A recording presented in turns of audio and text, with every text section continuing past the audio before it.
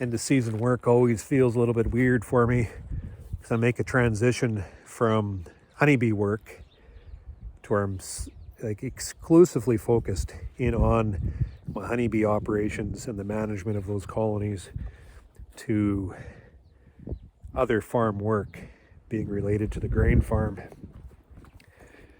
as the work dictates it. See, after summer, after the honey pull, after the treatments are satisfied and feeding, is underway, there isn't a lot that I really need to be there for, other than just, ongoing monitoring and that type of management. But any of the work into season, I can easily pass on to my workers to make sure it gets done, so then I can focus my efforts on other places on the farm where we can capitalize. And I have my worker tearing down the old place. My wife walked down here the other day, and she knew what the plan was, but she didn't realize how quickly it was going to happen. And she seen the old place starting to get teared down, and she asked me that evening, she said, "You're tearing down the old place, I watched you build that place 25 years ago. That was the start of the honey business. Well, Dad paid for it, but just kind of that working relationship with the farm, it gave me that start in the business. So much work, so much of my business, of my life, centered around this facility. So important. It's too bad to have to tear it down, but it's the only place I can put the new facility right now. All these little modifications I've made to the building to manage my work throughout the years has just brought back some memories, and just an ode to my honey house. As this was the original facility right here, 24 by 28. A picture window from my aunt's house as she renovated her house. Put in a new window, she gave me that one, and that just worked perfectly to add natural light and to help attract those bees away from our work. There used to be a wall here, so you can see the paint on the ceiling. And over here was my storage that I lined my boxes against the wall. Honey tank was over there. And you can see the outline of my pit where I put my sump. 36 frame extractor, Jones's extractor sat here, drained into my sump, which then I pumped using a pump up and into my honey tank, which is out in the storage room. I had this galvanized roundabout where we uncapped our frames here and put the frame on the roundabout as it just turned around, and we very conveniently grabbed the frame and dropped it into our extractor, and then out of the extractor into the empty box and into storage. This was my hot room. So you can see the outline on the ceiling. And I painted it black because I used this as my first wintering room.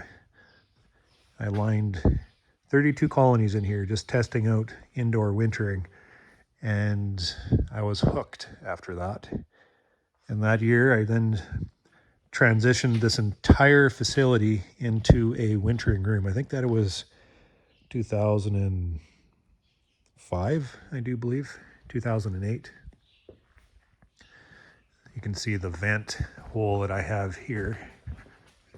It's filled in. That's where I had my ventilation in and my ventilation out. So I had my extractor sitting in here. At that time I had this great big 120 dual reel, so 240 frame count extractor sitting here. I had this wall taken out at that time as I was expanding. And around that extractor, I just started to palletize my operation on 4-way pallets. Strapped down, banded them, forklift in the door, and I packed this room full of colonies. It worked very well. And it was nice and close to home. Then my brother bought a farmyard about 3 miles away north of here, which had an old Quonset, which then I relocated my entire honeybee operation to winter indoors in that Quonset. Packed that place full. And since then I haven't looked back.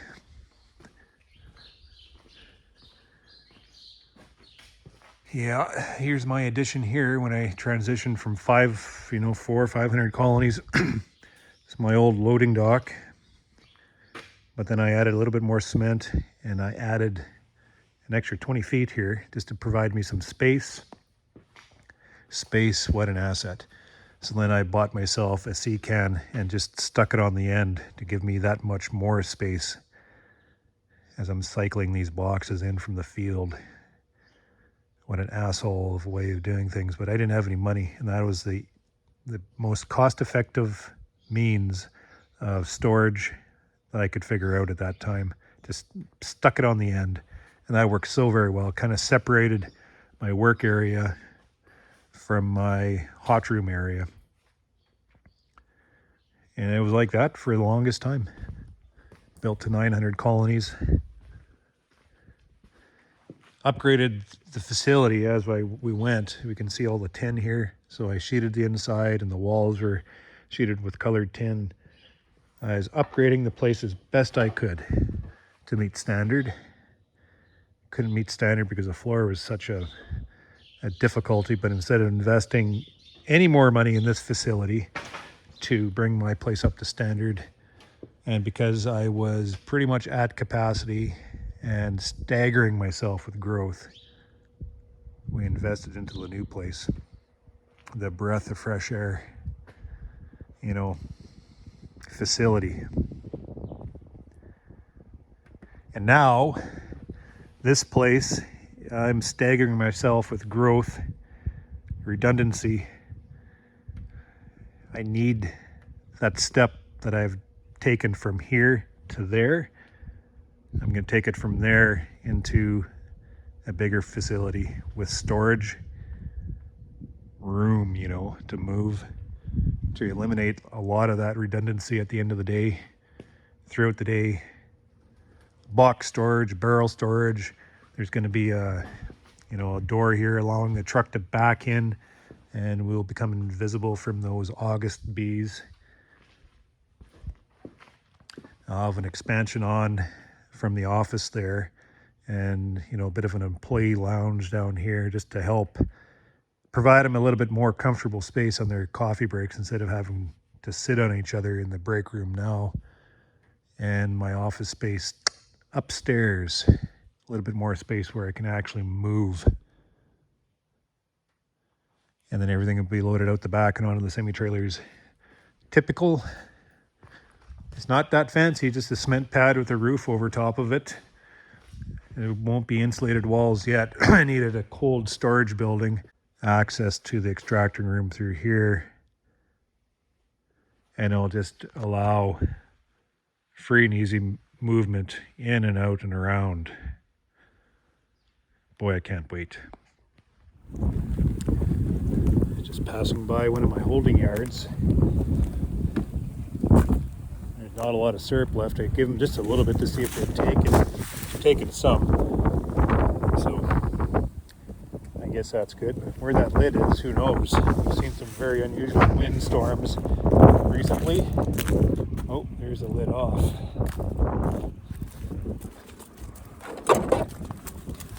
Which is not a good thing. Two lids off.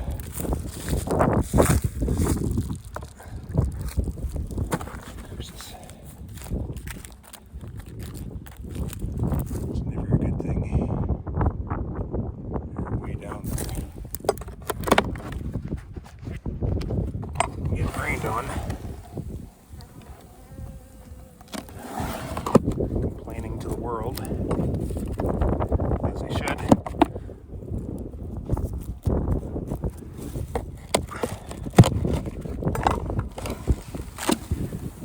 Nice and heavy. Very well defined winter clusters. tightened right up. Oh, dripping. Heavy on the back, so that tells me they're good. Telling me to bugger off, and I will. I just want to see. They smell so good.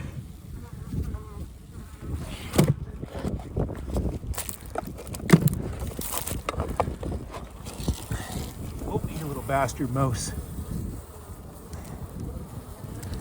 Can't kill a little fucker. That's how they come into the honey house. Brave little bastard.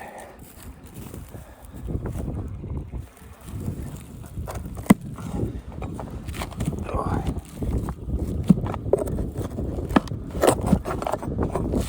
There we go. Dripping. It smells so good. One of my favorite smells from a beehive is it's a healthy, well-fed colony that's ready to take on the challenge ahead of itself. Beautiful little colony. I won't dare open that one up, I'll get stung in the face. Let's see, one more here. Gotta get to the field already. This is telling me they're fairly well fed up because my back is tired. Dripping from the frames. Nicely tightened up. You want to see a cluster that is tight and very lethargic. A cluster that's agitated, loose, just kind of in distress. It's not a good sign. It means there's a problem. So you want to see a colony that's, this time, like I'm going to be moving them in, so I expect them to be slow. And pretty much it.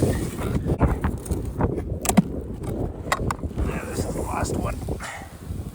This is on new foundation. This is a split. Oh, it smells good. Oh, here it is. This is, oh, these are my VSH. I'd say the VSH stock is looking tickety-boo.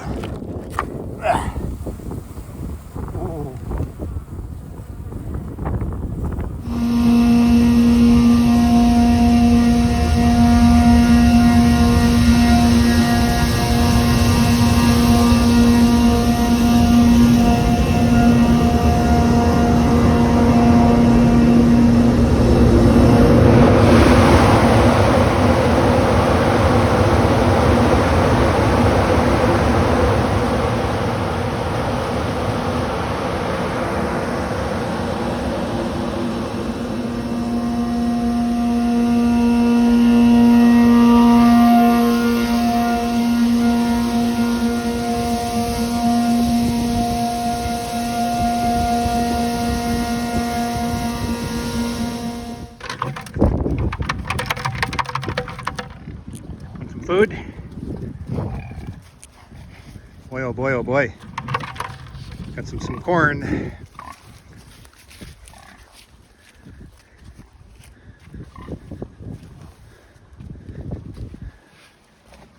Yummy, yummy. Do you like the sweepings?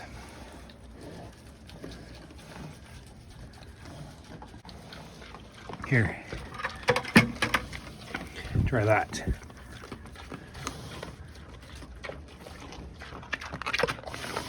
Huh?